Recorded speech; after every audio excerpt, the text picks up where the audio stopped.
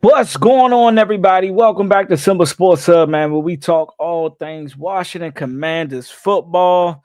And as you guys know, man, this is somewhat of a misery Monday, right? I don't know how much more misery we can, I can take and express as a Washington Commanders fan. But Sunday's game kind of just was like the shit that you just really don't want to see from your team. But hey, man, it is what it is. I watched the Commanders get belt to ass to the Minnesota Vikings 31-0. I mean, absolutely no points was put up. We had an opportunity to score, and Debo Samuels dropped a catchable ball, and I know there's some, complaints about the red zone play calling. There's some complaints about the defense. There's some complaints about JD5, but we're going to talk. We're going to try to unbox a lot of my thoughts and what I've just been seeing on the internet. And my first thought is, how can I go about talking about our fan base without just completely shitting on them?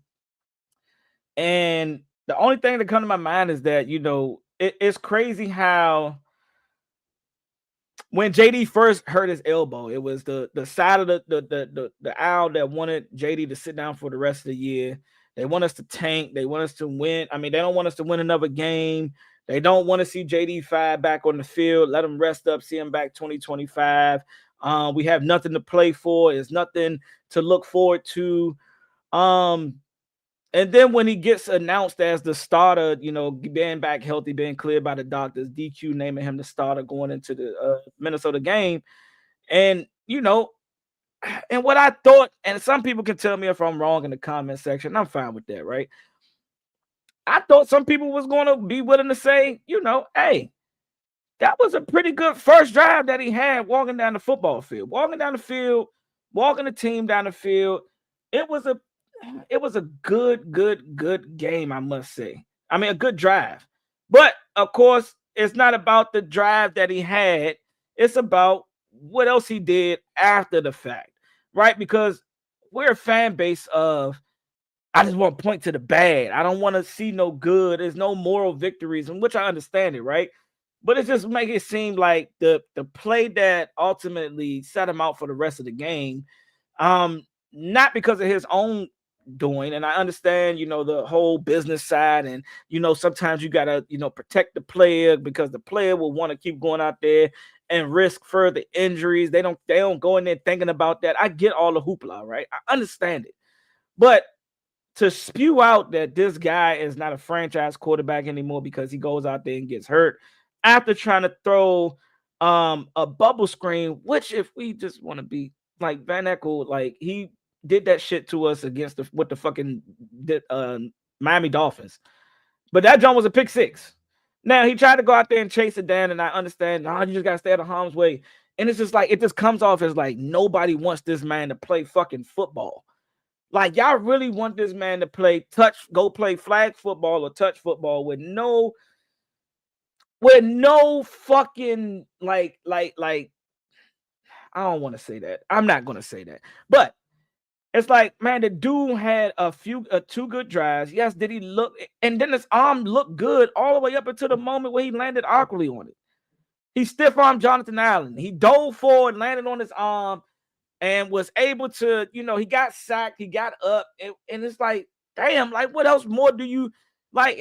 It was only up until that point where the elbow looked like, and again, and I get the whole, well, if it was a playoff game, yeah, I would rather see him come out. It's just like, damn, you want your cake and be able to eat it too. It's just like, you can't have it both ways. Like, all right, if it's a meaningful game, all right, yeah, I want to see him muscle through it and play. But then when it's not meaningful, just completely disregard being a tough ass football player, having like a dog ass mentality. Hey, if I'm good to go back out there, I want to bump and I want to play. We just don't want to see RG3 all over again. And then even RG3 came out. Yeah, it's just time to sit him for the rest of the season. It's just like, yo, like, how can you say that? Like, are you trying to say that because of what happened to you? Should you have set out the rest of should you have set out the very next season instead of going through the RG3 2.0 pressure makes diamonds and all this hoopla that you did to show that you was coming back off a major injury and tearing your ACL again. Like, how, like, and then people try to equate both. Like, they trying to make, and they holding on to it's just like a real bad breakup. It sounds it comes off as very feminine, like energy is like you see this like a real bad breakup, and then now you're gonna take everything that hurt you in the past and you're gonna take it into your new relationship and make the person, feel and not understand. Then you ain't gonna explain it to them why you are the way you are. You just gonna sit up there and say, "Hey, Slim, I'm just hurt." And then you got some people that admit to it, like, man, this is RG3 all over again. And just like, wow, 3 minor injuries that could have been bad. It could have been bad. Some of those hits that he took could have been motherfucking, as we see what Zach Ertz. And then I want to say RIP to Zach, not RIP. Ooh, Lord, let me take that back. The man didn't die. God damn. Excuse that, y'all. I want to say prayers up to our Zach Ertz, and him, suffering and the torn ACL, as DQ confirmed in the presser today. And again, you don't like to see those guys take those type of hits, especially as a receiver. I mean, there's anybody catching the ball and you not being able to see the defender coming at you, and you being able to at least try to brace for the type of hit that he took. So again, prayers up to him, man. Hopefully he can bounce back from the injury. And I mean, we'll talk about him returning back to the team at another time. That's not something I'm going to discuss on this live or this Misery Monday, right? But back to JD5, man. It's just crazy to see the fan base now turning on him. Oh, we should have got Drake May. Look at how much better Drake May. And then you got other fans just adding fuel to the fire, right? To try to echo and determine that's like, oh yeah, man, see, this is what we were talking about, y'all. You see, yeah, he shouldn't have played. Whoop. Like yeah, we told y'all. He said, and it was like the fans were just waiting. Like, you mentally was just saying, like, and that shows your character as you being a fan of this team. Like, you want something so bad to happen that you was just waiting, had the tweets probably in your draft, just waiting for him to get hurt so you can post them and run it. I told y'all, look at this. I told y'all what was going to happen. And I get the other side of it. It's like, nah, bro. Some people just like, hey, we wanted to protect him from himself, from this type of hit and him, potentially messing up his elbow again. But he was cleared. He was cleared to go back into the game. DQ just came and made it. And then everybody getting mad at DQ. It's like, shit, y'all get mad at the man for keeping him in against the Seahawks, wondering why was that his last drive? Why wasn't he taken out? The game was over. And it's like, damn if you do, damn if you don't. Like, it really doesn't matter. If he would have kept him in, he wouldn't have got hurt. He would have went there. Mind you, they was in scoring range. Like, he could have potentially scored a touchdown, but got hurt, at the 10, 15-yard line, whatever it was. But it's just like, damn, now y'all saying DQ was the worst coach. He need to be fired for other reasons outside of his decision and playing JD5 and keeping him in the game or whatever it was. Like, it's just crazy that this fan base is so wishy-washy when it comes to the people that we bring into this organization, bro. As a fan base, we don't give guys time to develop. We expect and we want to see Hall of Fame play the moment that their name is called in the draft, when Roger Goodell called their name on draft day. And it's just like, damn, where's the player development at? Like, y'all, and then when we sit a guy, and I take a little bit of fault for this one too, because I'm on that side of the field, side of the aisle when it comes to, like, when you sit a guy like Jordan McGee, right? They want to see him develop. They want to see him sit behind Bobby Wagner and develop as a linebacker. And then it's like, damn, where's Jordan McGee at, man? Why you not playing? I was one, too. So I am a part of that side of the aisle when it comes to that certain argument.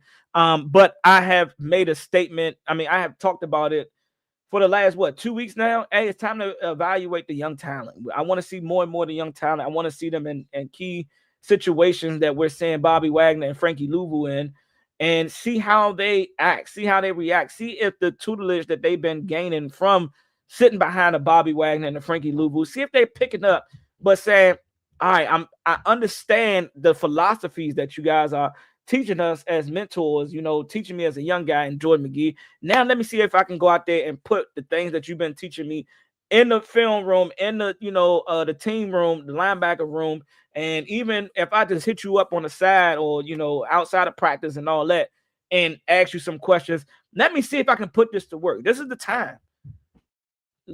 Yesterday was the time to make that happen. Last week was the time to make that happen, but we just haven't seen it for some odd reason. DQ and company is hell bent on riding into the off season with the guys that we currently have on starting in the positions.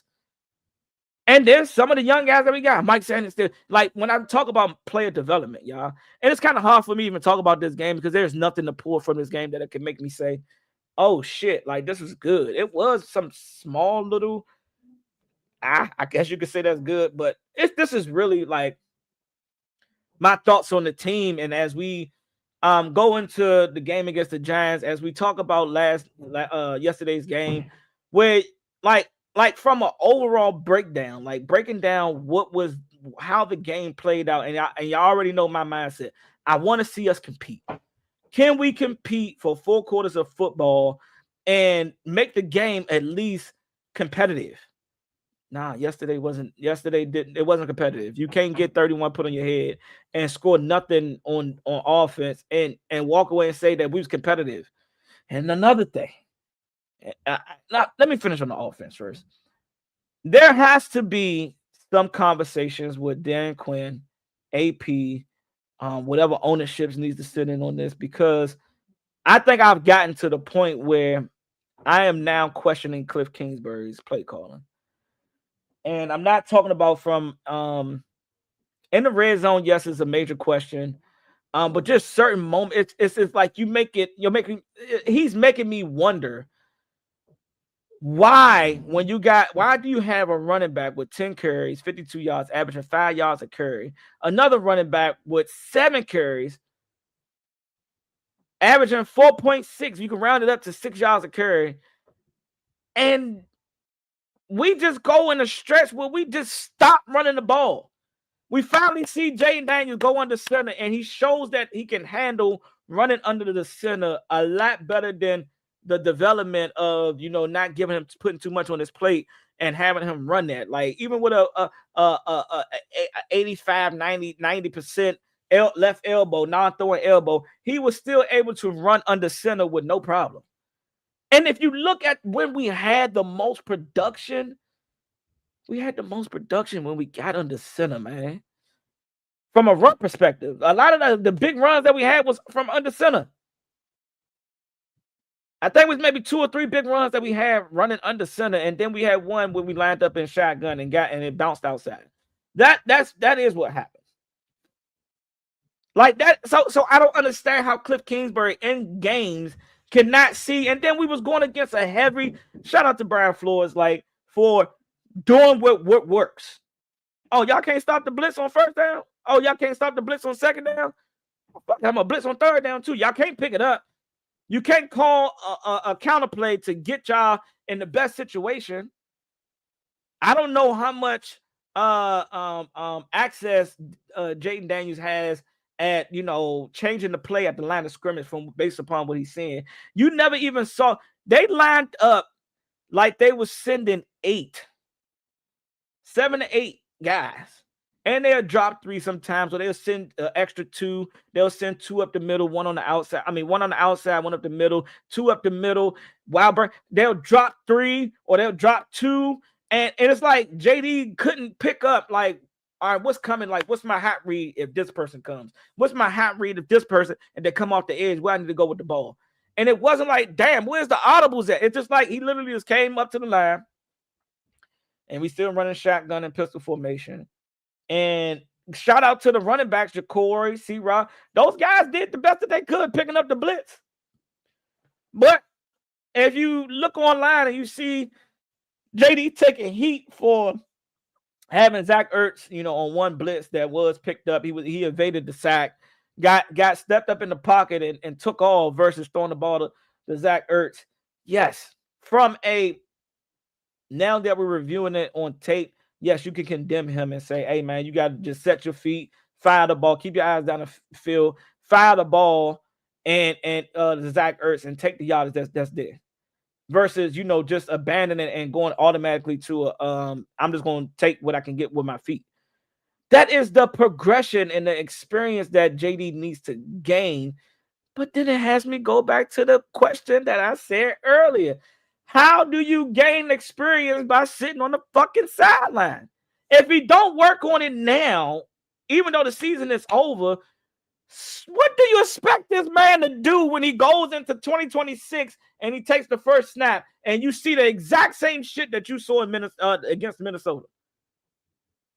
It's like y'all want y'all cake and want to be able to eat it too, but then it's like, damn, nigga, like, how do you expect this? You don't want him to play. You want to sit out for the rest of the season. You don't want him to, man, get better during the off season and doing NFL and doing training camp and be ready for week 1, 2026. Adam Schefter alluded to it. RG3 alluded to it. A lot of people are saying, yeah, you got to rest him. Why are you resting him if you see him on the field? Is it, I don't really see much changing with this O-line. Outside of, if are we going, extend Laramie Tunsil? Do we trade him? I'd be damned if you get rid of Laramie Tunsil, who's our best lineman. Chris Paul, do you resign him and bring him back, or do you look to upgrade and get another left guard, or do you try Brandon Coleman again and see if he's got a year under his belt, practicing a whole year at left guard now, and can make that transition and be what we expected him to be when we drafted him? A tweener between left tackle or is he just a career backup? Oh, and then that goes into a whole nother thing. AP just, bro, AP the worst drafter, and like AP just don't know how to draft players. It's like, yo, we got so many issues. If you ask the fans, we got so many issues. But as if like last year, Brandon Coleman wasn't playing left tackle for the year that we had all the success. Oh, I like Brandon Coleman.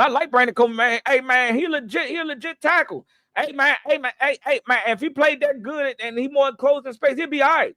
And then when it all hits the fan, when the shit hits the fan and we are not as good as we thought we were, barring injuries, barring personnel, barring coaching, barring everything that I named for the last 2 to 3 weeks, injuries, personnel, coaching / scheme. Barring all of that, right? We just this horrible ass team that can't get right with drafting guys. We bring in the wrong JD Knight.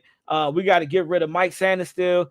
But god damn it, when the nigga was balling out going into the playoffs, and we had to go play outside corner for us, and he started and he was making plays.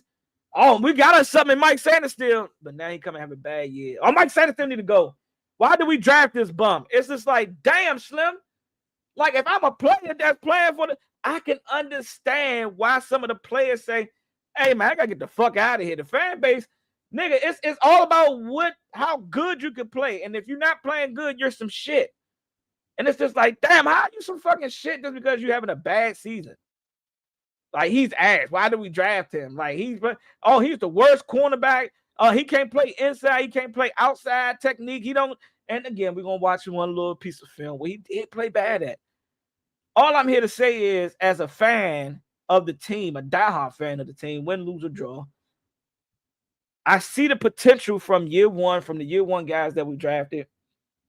I see some of the potential in some of the guys we drafted this year. Now, granted, we lost our second round pick. Trey Amos, he got hurt. He showed some potential. Josh Connolly Jr., even though he wasn't my first round pick, who I would have wanted. Yeah, I would have want Nick Emery from out of Texas A&M, or wherever he played at, whatever one of them Doc Brown sex schools. He played at, not Alabama, but the other ones. Or Maroon, if that's what you want to call it. Yeah, I would have took a Mike Green because I just love.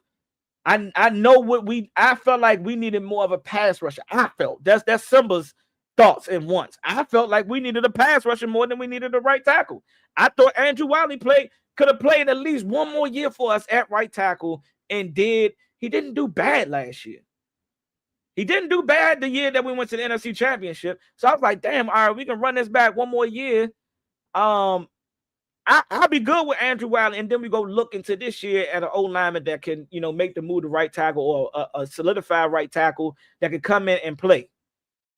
I thought we could have went one more year with Andrew Wiley. And some people will tell you, Andrew Wiley's some ass. Did you see him with Sam Howell? It's like, God damn, y'all niggas love holding on to how fucked up a nigga played the years before. Y'all can't look at how good the nigga did. Like, I'm not saying he was a great right tackle, but he played a hell of a lot better with JD in his rookie year than he did play with Sam Howell. Like, come on, man. It's night and day. It was night and day how his gameplay was. So I don't, man, it's mind-boggling at this fan base. And that's what I'm really more upset about. The fan base, bro, how quickly they turn. And I'm a part of this shit. I am unapologetically a part of the Washington Commanders fan base and how they are a fan base of, if you're not playing Hall of Fame football, if you're not getting them 100 yards receiving or rushing or 200 yards rushing, if you're not winning the game, if you're not a major impact, if you're not doing all of these things every fucking single game, let alone us have a successful year and then come back and have an injury plagued first year and then come and have an injury plagued second year, and the guys that we drafted that's getting playing time is ass all of a sudden. Everybody bad. Everybody we drafted is horrible. Everybody that AP brought into this organization via free agency, which some of them are playing bad. We old. We playing bad because we old. Yes, it do need to be a overhaul and trying to get in as many young guys as we can. But let's be quite honest. We got 35 pending free agents next year. And we might cut or release one of these veterans. Marshawn Lattimore might be it because shit. Don't nobody want to see him come back. But nobody questions the scheme. Nobody questions the schematics. Nobody questions the lack of no pressure that we're putting on quarterbacks with our pass rush. I just ask y'all humbly, and y'all can let me know in the comments. Like who y'all know that's covering for more than 5 seconds and sticking to their receiver like glue? You can't name me one cornerback that does that.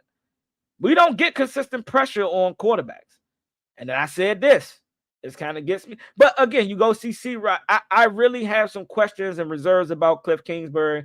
Hopefully, he can find a head coaching job in the collegiate area, because it's just in the collegiate realm, because that's what his offense seems like it's best at. Like, you can be a heavy pass offense and not utilize your run or have successful run games and still, produce and win games and be effective as an offense. I just need somebody that can come in here and be able to call a mixed game, keep defenses guessing. And it just doesn't show. I mean, I heard the rumors about Cliff Kingsbury. His second year as a play caller is always his worst year for some odd reason, or that's when you start to see the lack of a play caller that he is. And I'm sorry, and I don't want to say it. I still think that his offense is very productive. I think his offense is good, but it just ain't working now. Barring the injuries, yes, we haven't had Terry. Yes, we have we haven't had Noah Brown. I already know everybody feel about Noah Brown. Zach, the only consistent two guys has been Zach Ertz and fucking Deebo Samuels. From a receiver standpoint, I don't know why you get Traylon Burks. You give him, like, why was Noah Brown? I see Noah Brown more on the field than I was Traylon Burks. You see the heavy blitz, and you seen what we did when we brought in the tight ends. We brought Deebo in the chip. It did none of that shit. You bring the running backs closer to the line of scrimmage to pick up the blitz a lot earlier. Or you put two running backs right there and you try to win with your three receivers. But then that's another thing. Who's creating space on the back end? Who's creating the one-on-one space on the back end if they run a zone of man? It's hard to tell from the camera view sitting at home, but that's just another question I have. Then it gets over to the fucking defense. And I said this on my TikTok live, pregame and postgame. It always seems as if this year, whatever quarterback that has been playing bad or good, if they've been playing good, they play outstanding against us. If they're playing bad, JJ McCarthy, not saying that his numbers was out of the world. Yeah, he got sacked 4 times, but hey, that's coverage. That's coverage on the back end. That's one little thing I guess you could pull from the defense perspective, but they had 31 fucking points. We didn't convert on 4th down and in the red zone because Debo Samuels dropped the ball. They literally walked the ball from the 2-yard line all the way down to a touchdown. And yes, we rode the momentum. Oh man, look how good the defense played against the Broncos and Miami. Man, we stacked good day. We stacked on 2 good games, man. Just look, we got a bend but don't break defense. I'm tired of a bend but don't break defense. When we gonna be the defense that get niggas off the field on their side of the motherfucking 50? When we start causing some turnovers on their side of the 50, making them punt way more than what we allow teams to punt? Why do we got allowed? Why are we a defense that allows niggas to walk the ball from the 2-yard line, from their 2-yard line, and walking the ball all the way down to score a touchdown? We didn't see that with Dan Quinn in Dallas, Dan Quinn in Atlanta, except for the Super Bowl. We didn't see that with Dan Quinn with the Legend of Boom in Seattle. Why are we seeing this? Why are we seeing this now? I guess you could say personnel, right? I guess you can lean on the personnel, not having a pass rusher, a guy that can go and get the quarterback, that can wreak havoc on 1st and 2nd down. Yes, we don't have that. I feel like that's the missing piece. If you had to ask Simba, where is the missing piece? I'm not even gonna say one. We need 2 pass rushers. And I can settle with one. I can settle with one guy, because what we saw from Doris Armstrong before he got hurt, that he was getting back there. He was causing a little bit of havoc. He was making some plays for us. Dude was he was en route to get at least 10 sacks this season. So having that other guy that can win matchups one-on-one, can beat that tackle one-on-one, can set the edge one-on-one.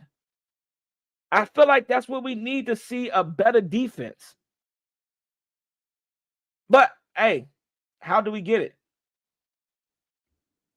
How do we get it? How do we get it, y'all? How do we get to that point? We talked about, hey, we need to tank and have a top 5 pick, right? We need to have a top 5 pick. We need to have a top 5 pick. Like, I get that.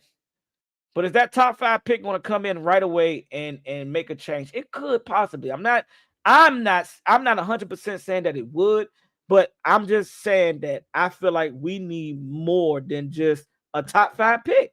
I just feel like we need more than a top 5 pick. I feel like it's going to cause more than the top 5 pick to see a change in how better our defense can be. Yes, we ultimately need guys to stay healthy, right? That's understood. But if we got an Arvell Reese right there, yeah, I'm pulling the trigger. Yeah, I'm running that card down to the NFL right then and there. Hey, Arvell, yeah, let's go and make it happen. Whoever picks before us. When Roger Goodell says, with this pick, the such and such team select, we need to already he need to just go ahead and be handed the next card, because if Arvell Reese is there, Caleb Downs, if he's there, I'm taking him right there. If Bain is there, I'm taking him right there. Because I feel as though the biggest weakness is what is going to potentially be there when we go and draft this year, this offseason. I'm just calling it. That's just what I feel. That's just what I feel. So if those guys aren't there, yeah, I'm trading back. I think some other guys that I'd already been scouting. I already did about 2 to 3, maybe 4 mock drafts on PFF. I already ran through some mock drafts and some trades that, hey, if Arvell Reese, Caleb Downs, and motherfucking Bain is not there when we pick, whenever that is, yeah, I'm trading back. I'm trading back, and I'm trying to recoup as much as I can to bring in 3 to 4 blue collar guys, and now I can get more guys, more youth on the field. Now, are these guys going to be 100% the guys that's going to take over for Bobby Wagner? I know a lot of people are major against Quan Martin, who's having a bad season. But I don't know how you can go from having a good season, going to the NFC Championship, playing good, to now just playing bad. I get it. But that alludes to like the whole fan base, just like how quickly we are to turn on the players that we brought in and who previously played good is now playing bad. I think it ain't no player that we can point to and say, oh, this player played good all season, except for Laramie Tunsil, I think. Has he had moments where he played bad? Yeah. A moment or two, or like a couple of snaps, if you want to say. Josh Conley played bad at the beginning, got good, still not where I think he wants to be at. If you ask him, Ja'Cory Cross-Murray, shit, how quickly we turned on him. Oh man, he's doing too much. First is, oh, we don't want Brian Robinson. Brian Robinson, he don't got no wiggle with him. He don't know how to find the right hole. He don't know how to jump cut into the right hole, or he just runs straight up the back of a lineman. We need some agility. We need a guy that can move in and out of the can move in and out of the holes, the run holes, the run lanes. And then we get somebody that can do that. Oh, he juking too much. Ja'Cory juking too much. Get him out of there. We need C-Rod. We need a thumper. So just imagine if we would have kept fucking Brian Robinson. Damn if you do. Damn if you don't. This is the problem that I have with the fan base of the Washington Commanders. And I'm a part of it. I'm inherently a part of the icky, the yucky fan base that we are. Because it's like one moment we hear, and then when we bad, everybody is shit. Nobody's good. I would say this. Nobody has played to the level of what we should have seen this season. Nobody. Yes, Mike Sanders still had 3 picks this season. But you see moments where he looked more bad than good. That's not saying he's a bad player. That's not me calling him some shit. Oh, why did we pick him? No, he's just having a bad season. Why can't we just say that? The team is having a bad season. Coaching, personnel, both are having a bad season. Now, let's get into some of the shit that I've been seeing on social media. We're going to start with this one right here. This is our pick.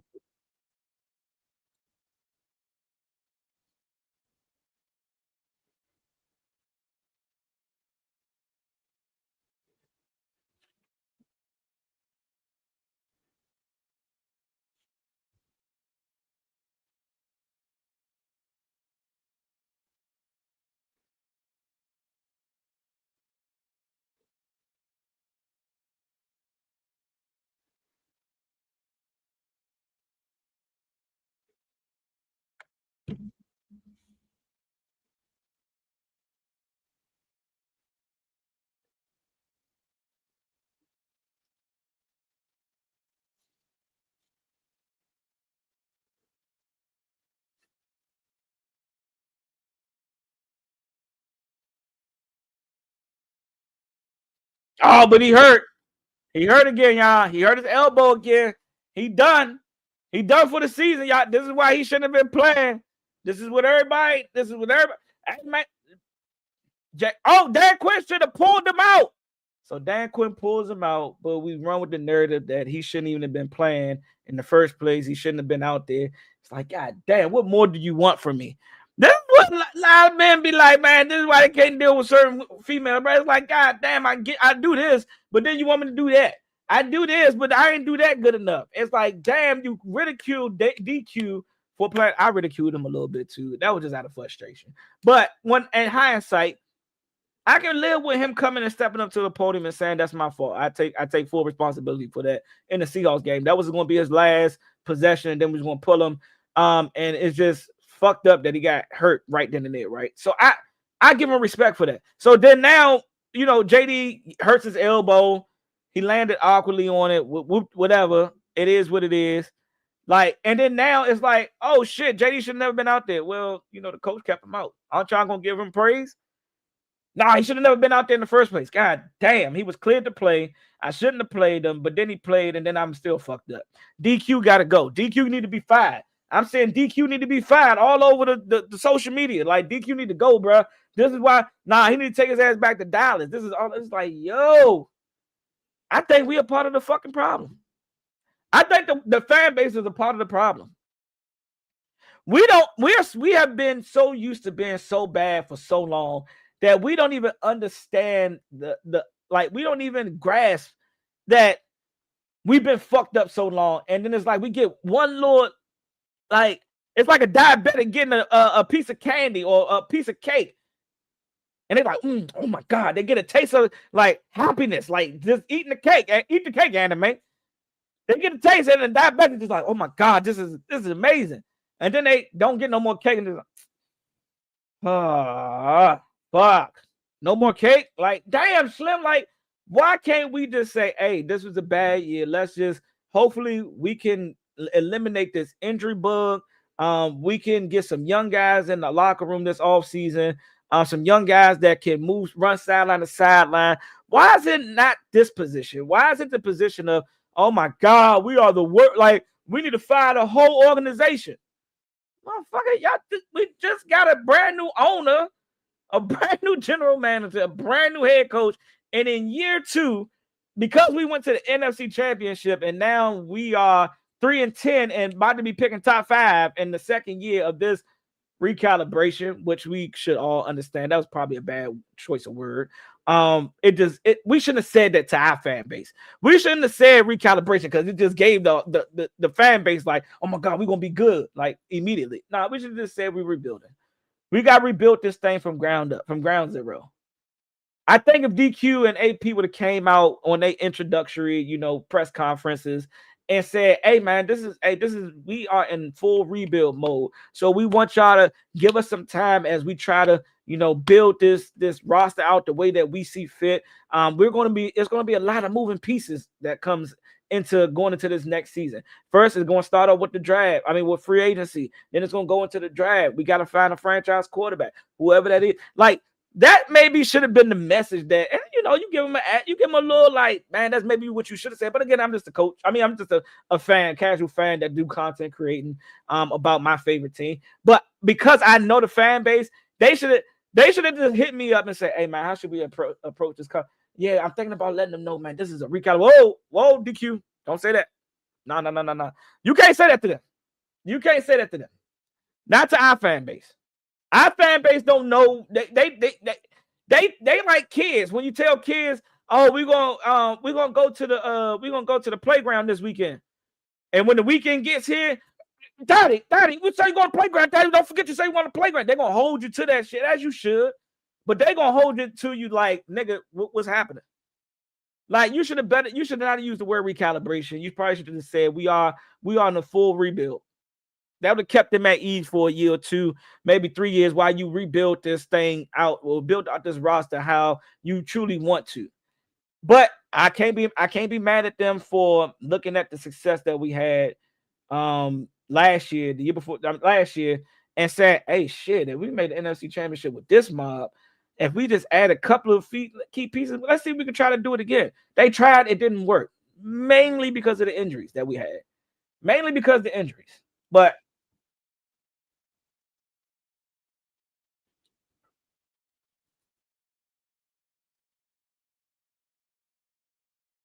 great first drive. Nobody speaks to that. They only talk about the injury.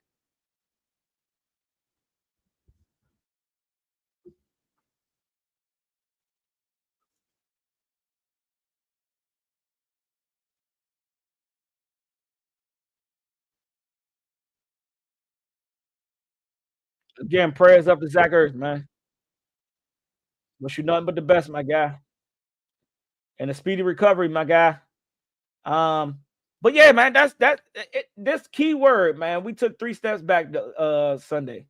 Nah, nigga, we didn't take no steps back because you didn't have a lot of the fans. I was impressed by how good we did play. I did not agree with the bend but don't break mentality. I did want to see us blitz a lot more due to the lack of pass rush that we do have. I'm with Brian Flores. And y'all let me know if I'm wrong. Hey, if you're not gonna get pressure with your front 4 defensive linemen, hey, my nigga, I'm calling the cornerbacks and the safety over. I'm calling the timeout. All right, yo, hey, listen up.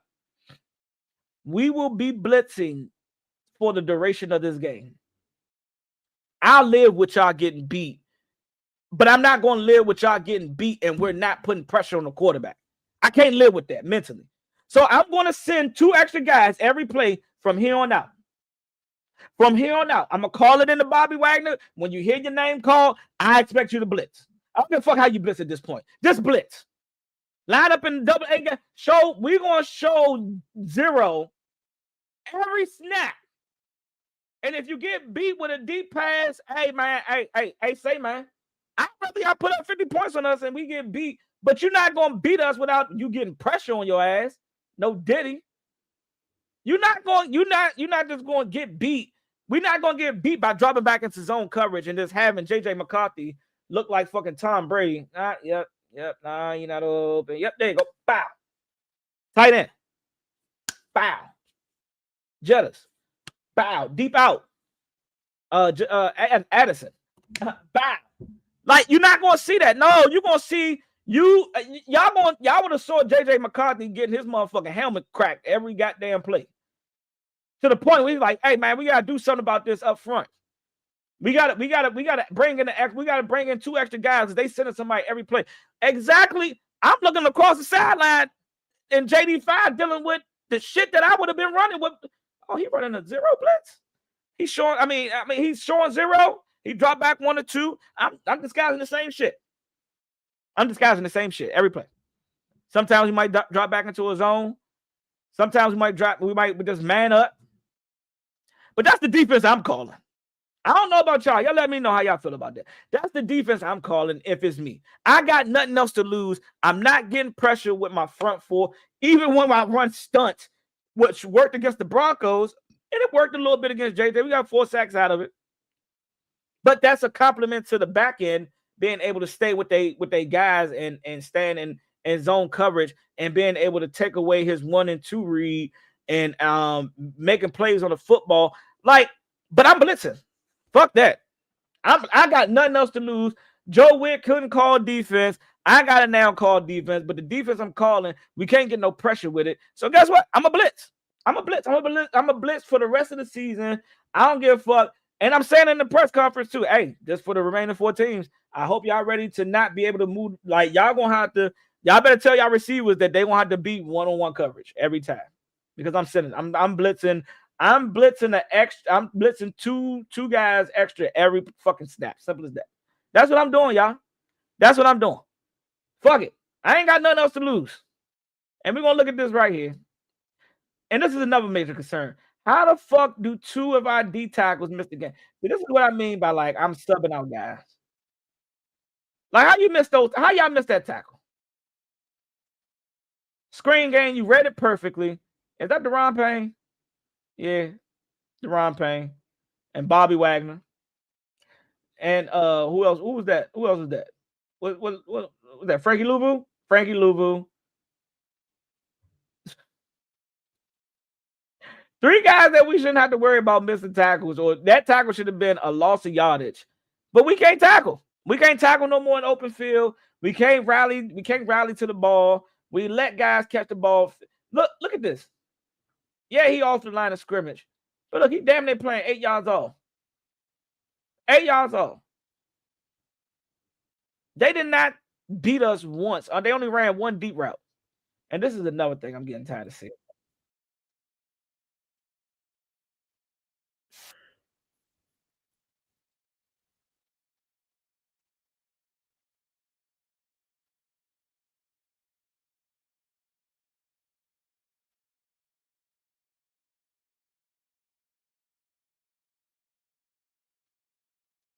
That's the shit that I'm tired of fucking hearing.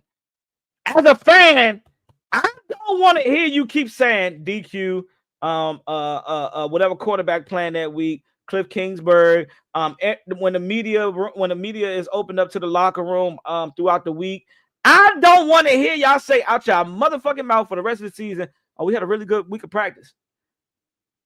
Where? Bitch, where? Bitch, where do y'all have a good week of practice at? 31-0 is not a good week of practice, my nigga. Sorry, Turd.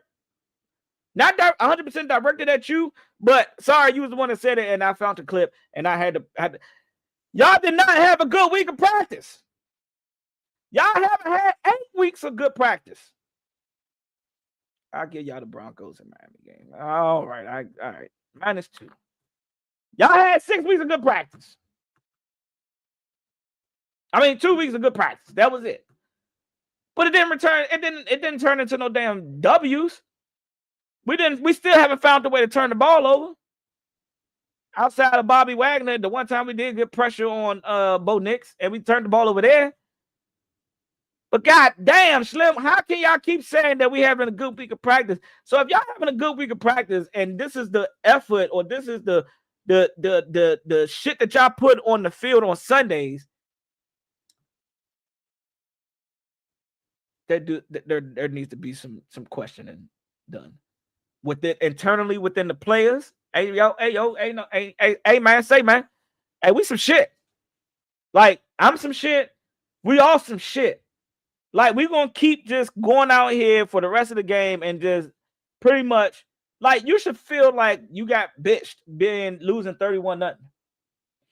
Like I don't see enough helmet slamming. Like at this time, and I understand, man, the brotherhood isn't breaking.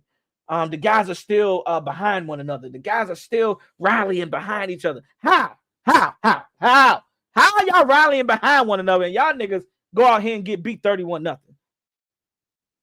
Defensively, y'all let these niggas just come here. You know how sometimes you got yank your dog up by his collar or by his got grip his fur and yank his ass up and just say, come on, yeah, you want to do this in my house? Let's go. This is exactly how they treated us. They picked us up. I wish I had something. Let me see. Do I got something? My phone. They picked us up like by a neck and just said, come on, let's walk down here to the end zone. Let's walk down here to the end zone. And this is the reason why. You see shit like this. Like, goddamn, Mike Sanders still. This is why people say that you. So this is the moments where I say, I understand why y'all say he playing like shit. He not playing a good, he not having a good season. Because why are on God's green earth, Frankie Louvu, I would have loved you to touch him, pause a little bit more, get a little bit more handsy with him. Make him fight just a little bit more because a little bit more hand fighting and because they lined up tight.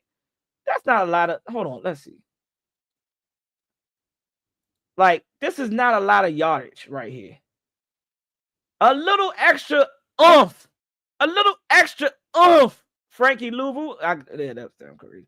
A little extra hand fighting to slow him up and then get out to this flat. Guess what? You still got backside coverage because Mike Sanders still takes a little time to get over there. But look, he points there and then he breaks him. The ball is already out of JJ McCarthy's hand. So let's imagine if you would have hand fought just a little bit more, Frankie Louvu, you would have helped out your cornerback to be able to cover that flat just in case he threw it quickly. He could have ran up and you could have rallied. But if you would have just did a little bit more hand fighting, Mike Sanders still could have got over there and probably broken this play up or caught a pick. But no, that's the first touchdown they scored. Let's listen to this real quick.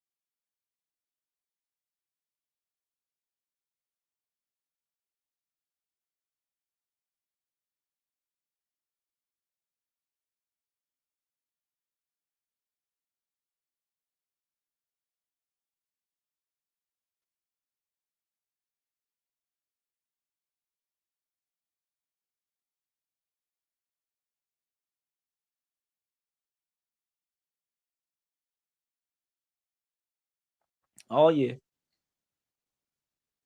Nothing.